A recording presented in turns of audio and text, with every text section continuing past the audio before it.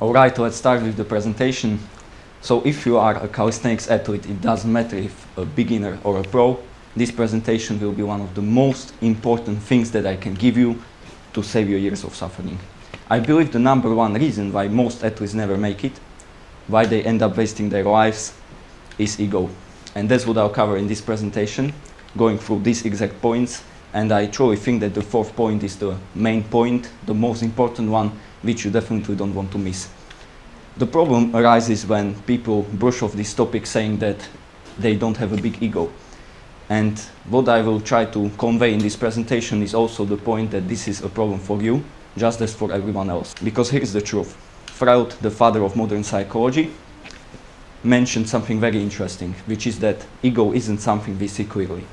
In fact, when you look at the whole ego iceberg, most of what ego does happens beneath our consciousness.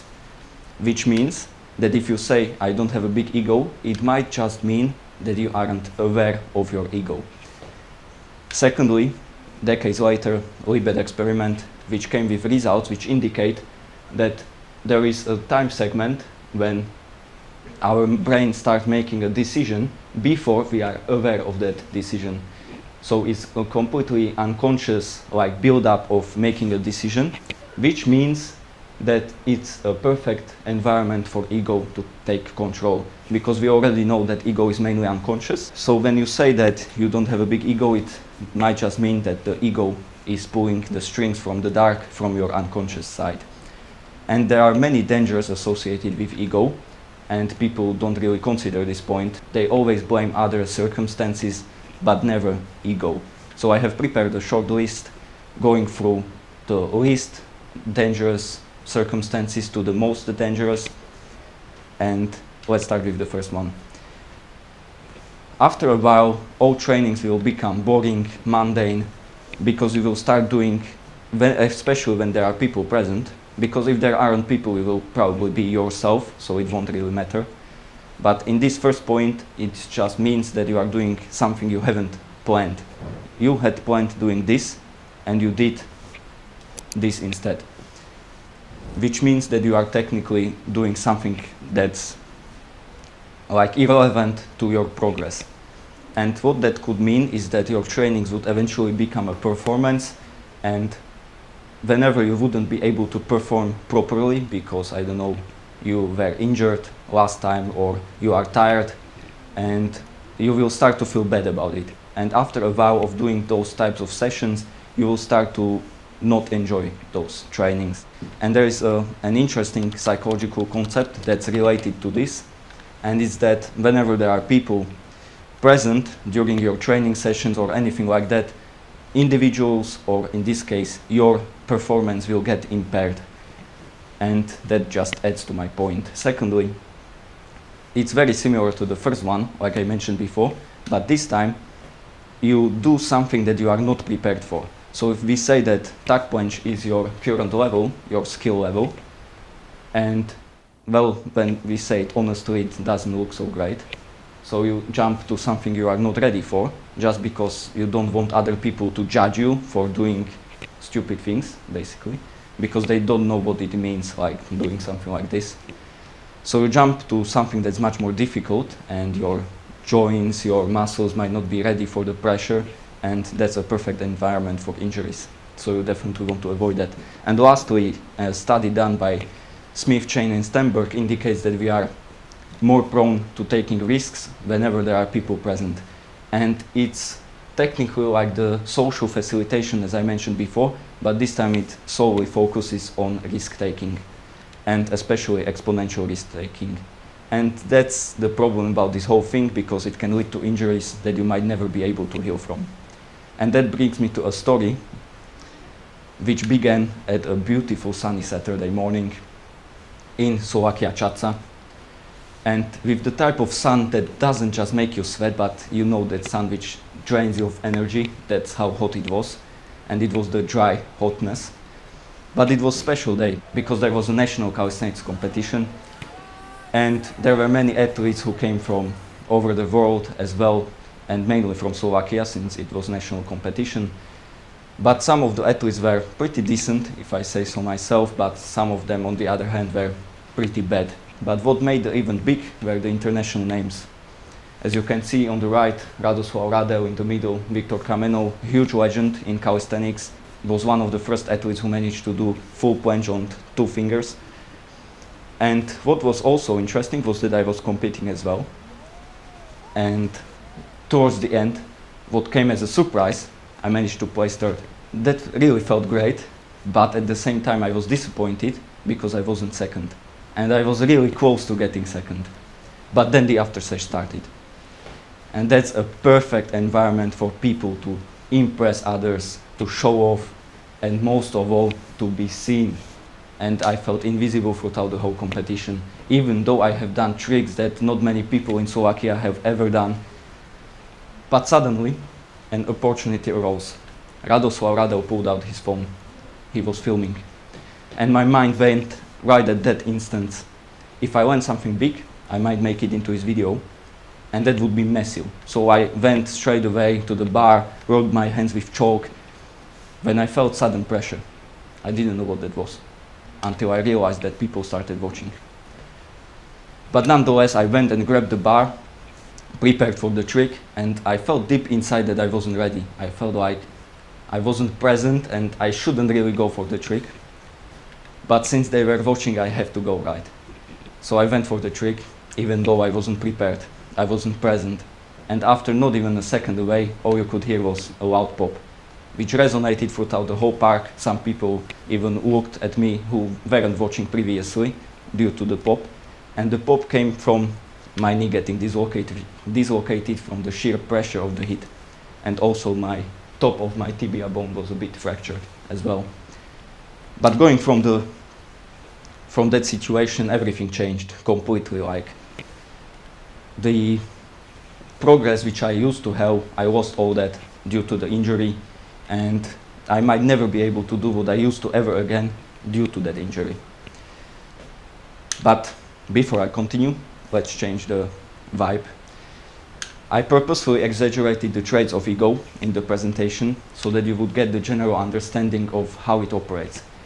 That's why you probably even thought to yourself how egoistical I am from talking like that. For instance, judgment was present. Like I said, that some people were bad and some were decent, as well as I also mentioned that I was close to being 2nd and that I was happy but annoyed at the same time. But people don't really cover this topic. They don't really talk about ego. So I definitely thought that it's important to cover, but you might be someone who still thinks that it doesn't really concern them. So I just want to remind you that towards the end it will get practical. I will mention steps which you can take to actually fight ego, to defend yourself, and as well as how you can actually spot ego in yourself. But if you still feel like this presentation isn't for you and you want to click off if you are watching this on YouTube, then take at least this one single point from this whole presentation. When you take important people like Queen Elizabeth, for instance, very important, crazy accomplishments, but did you think about her just now or any other time since she passed away? Probably not. Or if you take Elon Musk, for instance, crazy accomplishments as well, but what you eat for dinner or what you train in your upcoming session is the priority nonetheless.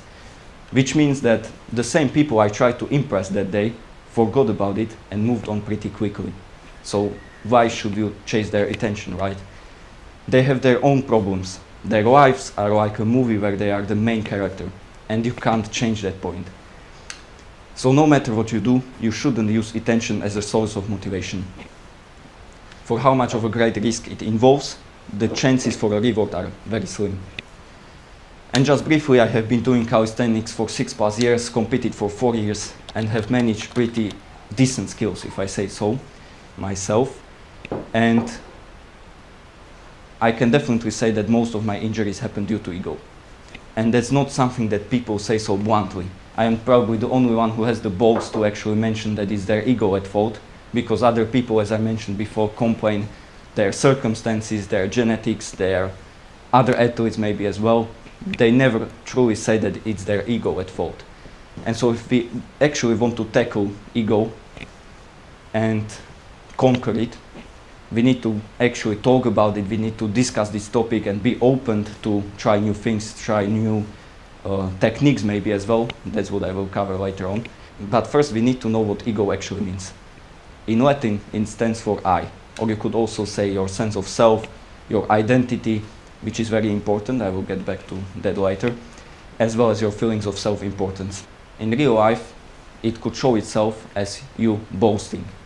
That usually arises when in your childhood your parents didn't properly give you like the attention or validation, probably your friends weren't interested in you, so later on you start boasting so that other people would suddenly start actually seeing you, that you exist. Other two examples are that you start undermining other athletes or comparing with others in an unhealthy way. And the last one which I have here is the one which I love the most from all of them, and it's the master's mentality, thinking that you know it all, that you are the boss of a certain topic, of a certain area. And I especially love it when you are discussing a certain topic with someone and they can't even take your point into consideration because they think they know it all, basically. And this all could be ruining your progress if you aren't careful. So you should really pay attention to this presentation, take the steps which I'm going to mention later on, because some of them could even expose you to danger. In calisthenics environment, it could be that you are training outside and somebody is walking by. Right at that instance, your ego will go that you should do something dangerous so that you would impress them and so they would look at you and be impressed. And if you aren't self-aware, you won't even realize it, that is your ego, or you won't even realize that anything like that is happening and you will go and do it. Second example could be that you see someone doing something impressive, and that's what I mentioned before. It's like the unhealthy comparison. You try to find any kind of mistake or anything that they are doing wrong so that you can criticize them for that and feel better about yourself by bringing them down. That's very common as well. And maybe since the beginning of the presentation, this thought has popped up at least once. That what does this whole topic matter if I am going to achieve more, if I am going to achieve great results? And it's true that if you use attention, if you use your ego as a drive, you would get really far. But do you think that I am happy where I am? The injuries, the suffering which I had to go through, and I'm not trying to be pessimistic or create anxiety in you or anything like that. I'm simply stating the truth, the reality of what I had to go through so that you can take a different path and avoid the mistakes that I have made. So now, if ego is unconscious, what can we actually do about it? And now's the practical part. If you won't take the steps which I'm going to mention, it will only show that you are watching this for entertainment and to waste time if you are watching this on YouTube. If you are present here, it probably doesn't concern you. And I truly hope that you are not that type of a person. From all the books which I read, countless podcasts I watched, and like the sheer life experience, here are exercises which will boost or increase your self-perception. But why self-perception? What does that have to do with anything that I'm talking about here? Well, how can we tackle something that's unconscious? We cannot really. But what we can do is to spot the impulses and not take action based on those impulses which arise from your unconscious mind. And that's what self-perception does. So if your ego says that you should do something, you will be able, with self-perception, realize that it's your ego and not take action. That's the best defense which you can use against ego. In my beginner days, there was an exercise which has truly helped me, and it's meditation. With this, you can definitely increase your self-perception, and it has been thrown around on the internet a bit too much lately, so I'm not going to go into details how to perform meditation and stuff like that. If I'm not going to be lazy, I will put, if you are watching this, into description the document where I will describe my own technique for meditation. Something that you can try whenever you want, when you are driving, when you are shopping, or when you are learning or studying, it doesn't matter, is to be present as much as you can. And that's the second example of a technique which you can use to increase your self-perception.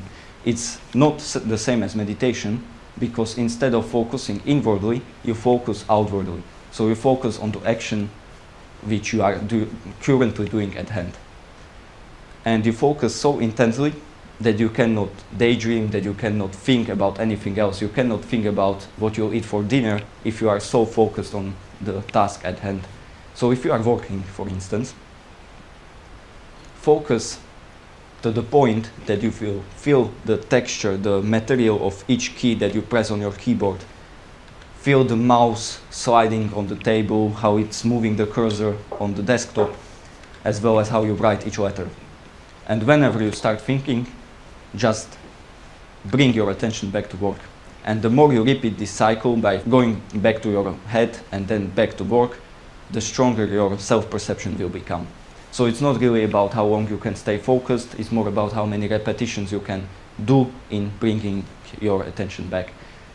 And something that's very similar is when you are just sitting and relaxing, you can, I don't know, grab a certain object in front of you, or if you see some kind of a scene, wonderful scene, then just observe it without analyzing what is in front of you. Which means if you are already pretty self-perceptive, you might have already realized this point, that if you see something truly wonderful, you will think to yourself, if it's a view in this case, what a beautiful view. And right at that instant, it becomes 10 times less beautiful. Because you analyze what's in front of you and you lose the present moment. And present moment is the thing which actually creates those positive emotions. So next time when you see something wonderful, and I don't mean the girl, I mean the scene, right? So you have to look at it without analyzing it, without thinking anything in your head. Literally turn your brain off and just look at the beautiful view. It will create many positive emotions which will be associated with what you are seeing. And not only that, try to use all the other senses as well. Your hearing, your smell, your touch, and so on. And why I mention presence is because it's one of the best tools which you can use in order to fight ego. Because I will get back to that in just a second. And lastly, a perfect exercise which is directly correlated to you spotting thoughts which arise from your ego is thought observation. It's very similar like previous points, but this time you directly focus on your thoughts. And something that René Descartes once said is, you think, therefore you are. And in my opinion, especially in what we are discussing right now, that's incorrect. Because the more you think, see the line here, the more you think, the less present you become. And since we already know that ego is unconscious, and since thoughts bring you to your head, you lose your consciousness, technically, because you are not present anymore, then the more you think, the more your ego has control over you. Therefore, I would say that you are you and not your ego when you focus on being present instead of on your thoughts. That's why I believe that René Descartes, either he meant something else entirely, or in this case, I believe that your thoughts are technically related to your ego. We can't really change that. So next time your mind says that you should do something dangerous, you will have self-perception so strong that you will be able to realize that is your ego speaking, and you won't take action. And just to summarize, I want to mention a simple point. And many people don't realize this point. That's why it's so important. That you are not your thoughts. Because when you see a beautiful, delicious cake on the table in the kitchen, your mind will inevitably go that one piece, that one bite won't harm you. Or you won't cheat on your diet by having that small piece. And if you are associating yourself with your thoughts, you think that your thoughts are you, then you will take that one bite and you will convince yourself with not your thoughts, but with thoughts. And like, ask yourself, how many times has your brain convinced you to do something that you would regret eventually? For instance, like I mentioned, that cake, or it could be that you are on a regime and you relapse in some sort of way just because your mind said that it's the right thing to do in the moment. But it's your mind, it's not you, so you don't have to take action. That's why this point is so important. And if you want to, you can remind yourself by putting sticky notes around your house, for instance on your door, so next time you are leaving for work or to train, you will remind yourself that you are not your thoughts, you can just observe them and not take action. But I'm not saying that your thoughts are dangerous in a way that you can't think. You have to think if you actually want to make something with your life. So instead, what I mean by that is not like your thoughts, but the unconscious ones, which you unconsciously think, like random thoughts. Those are the ones that you have to avoid. If you control your mind and you actually think about something that you want to think about, for instance, I see this jar filled with water. If I think about this because I want to think about it, then those thoughts are normal. But if I start thinking about something completely else that's not related to anything that I'm doing right now, then it's probably either my ego or something else. But the problem is that self-perception isn't really a tool to fight it. It's a tool to spotting ego. And since we already know that ego is related to yourself and to your identity, this time your identity is the keyword that we'll focus on. The real life examples which I mentioned, like boasting, undermining other athletes, unhealthy comparison, those are actually just a result of your ego trying to protect an identity.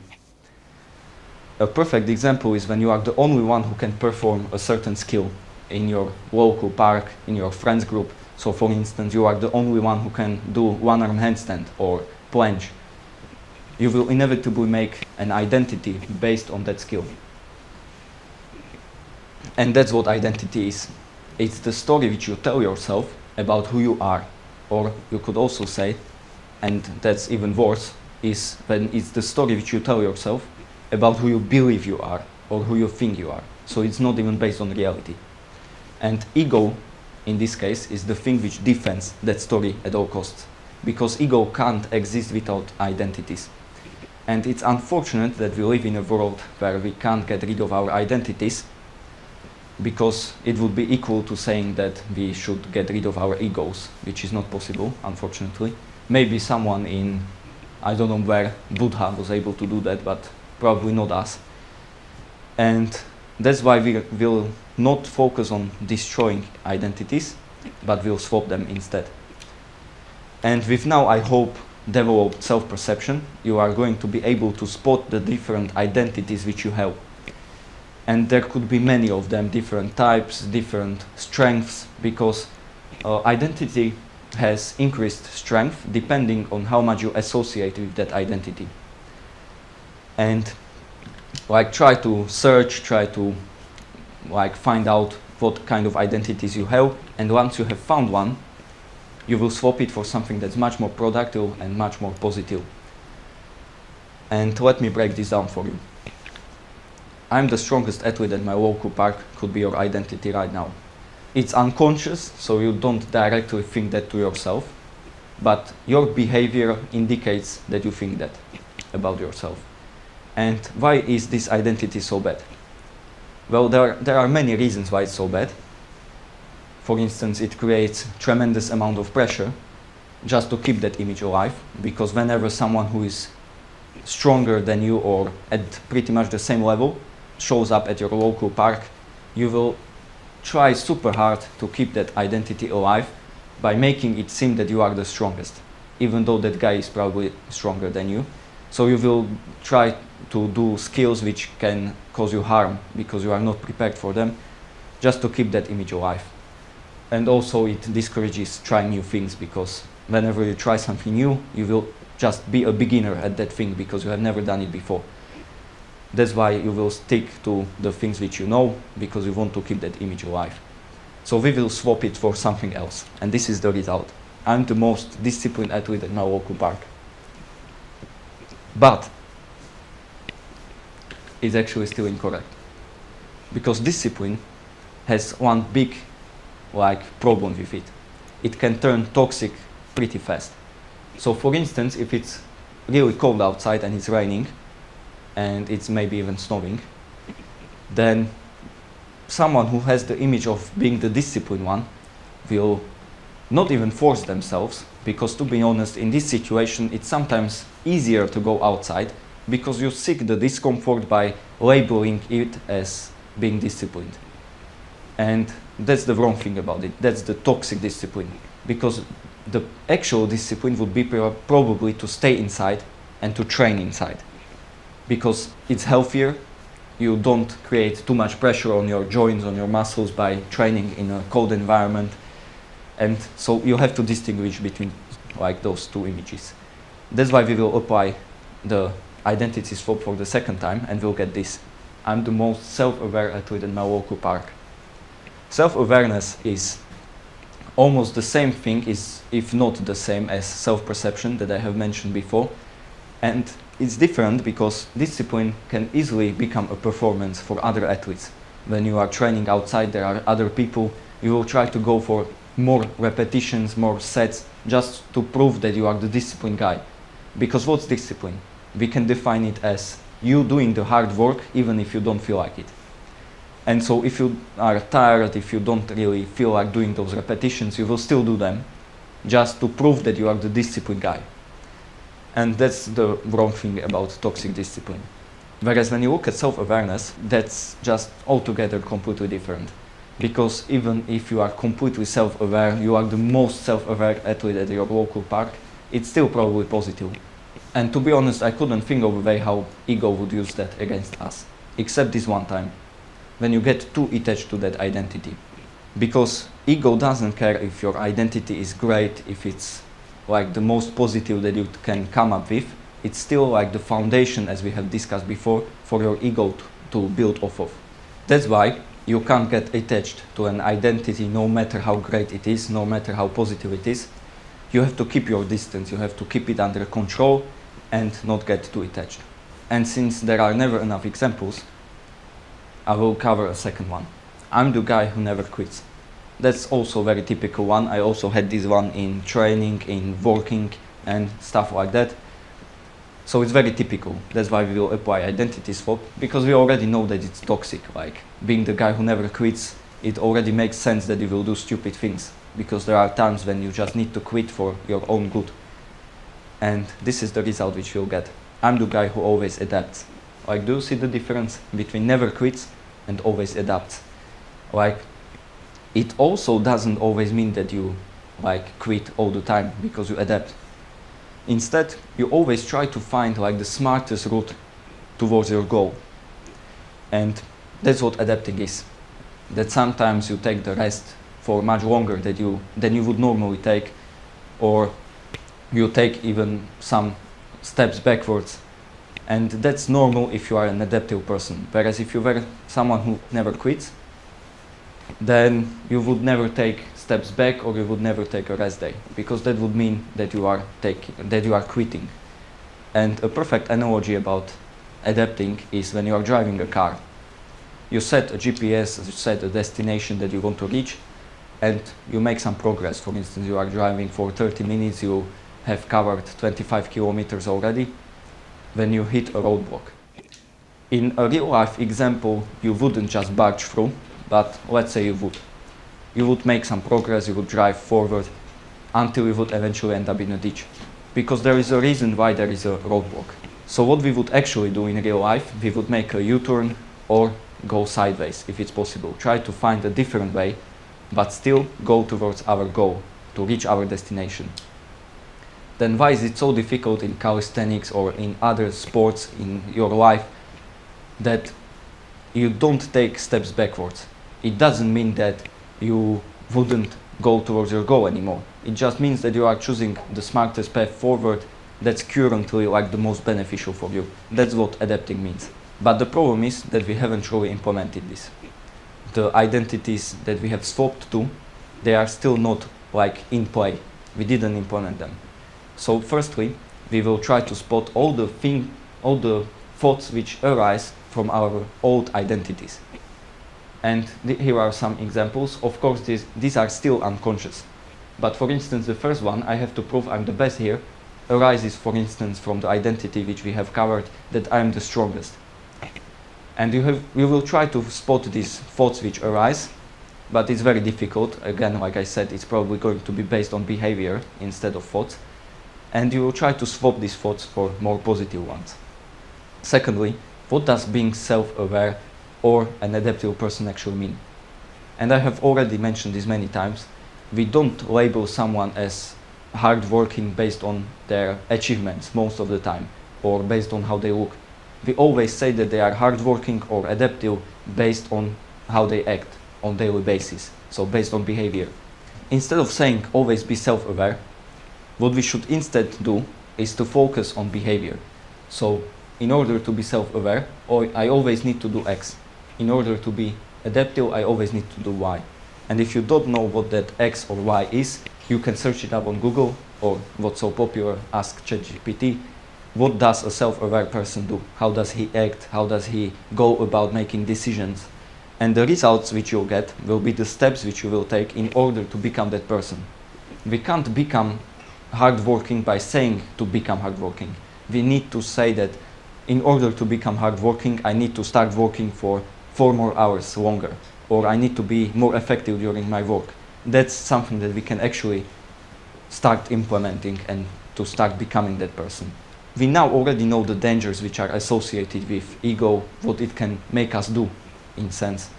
We also know why and how to develop self-perception, how ego is so dependent on identities, and how we can swap those identities. So we will use that to our advantage, and I have prepared 2 bonus actionable steps. Next time you are going to have a training session, I want you to do this one simple step. Stop for a second every time you are about to do a certain move or any kind of skill, and ask yourself this one simple question. Am I doing this to improve or to impress someone? If it's to impress someone, then just don't do it. If it's not beneficial for you as a person, then don't do it. Become strong enough to resist those impulses and not take action. And this picture reminds me of the one who's sitting right here. And if you don't follow a structured workout plan, then this step is even more critical. Because your sessions are somewhat like a freestyle, and that means that you follow or you do things on a whim. And that's a perfect environment when ego can actually start controlling your behavior. That's why you need to take this step even more seriously. And I beg you, try it for at least 3 to 5 sessions and see for yourself. Everyone is different, so I can't say some kind of a rule that will apply to everyone. So try it for just 3 to 5 sessions and see for yourself. And if you will do this correctly, you will be able to spot different patterns that arise or which constantly repeat themselves. That you constantly end up doing handstand push-ups when there is a girl walking past. And if you will look closely, you will realize that there is something making you do those patterns, do those decisions, and that's your ego. Secondly, when you see someone doing something crazy impressive like full planche, then instead of feeling insecure or like harmed and I don't know what, you start to criticize them like I mentioned before, you woke up and ask them for advice. You ask them what's the best exercise which they recommend for you to achieve that skill, or what were their biggest mistakes in their journey towards that skill. And this one thing will do 2 things for you at the same time. It will directly kill your ego. It will lower your ego, because you won't have that master's mentality that you know everything, and you will walk up to that person and ask them for advice. So you will become humble in the process as well, and that will grow you 10 times faster, just from the sheer amount of knowledge which you can get from asking for advice. That's why this actionable step is probably one of the most important as well. And the problem is that there are tons of things which I wanted to mention in this presentation, but it's still just a fragment of the whole beast that ego is. The complex structure that ego is. I couldn't put all of the things which I wanted into this presentation, so I want this presentation to be like a beginning of your journey in order to understand and conquer ego. And just a simple question to finish off: whose skill is stronger? The man who can still hold a planche at 50, which is crazy, incredible, or someone who has landed a crazy move in his 20s, but is limping through life at 40. And since we have already discussed that no matter how great achievements you accomplish, people just don't care. They have their own problems, so don't try to get their attention or validation. That's why you should instead focus on showing up again tomorrow, which is something that everyone talks about. But what I mean by it is to show up as a healthy individual and not as someone who has problems with their shoulders, their back, because they were pushing themselves too hard just to prove a single point or just to defend their ego. And show up like that as a healthy individual instead of walking with crutches, clinging to your past. And since this point is so important, I will mention it again in a different way. Go to your trainings in your 50s with great enthusiasm, with a physique of a Greek god, and with just overall enjoyment, instead of sitting in front of your TV with a belly in your wheelchair, thinking how great you once were in your past, that you have managed to do full planche, or I don't know, went muscle up 540 or something like that. That's just not worth it. And since you have made it this far, for the people who are present as well as for those who are watching this, thank you so much for paying attention, for giving me the opportunity to talk about the topic that people don't even consider as a problem. And as a thank you gift, I have prepared a document, as I have already mentioned in the description or in the comments of the video. You can just download it. I will put there a simple summary of the whole presentation, so you can remind yourself of the points which I have mentioned, as well as I have put a simple sheet which will help you in implementing one of the actionable steps which I have mentioned, as well as my meditation technique. So thank you so much, and if you are watching this, you can watch this video next. I can guarantee that it will be interesting and motivational, and you might learn something new.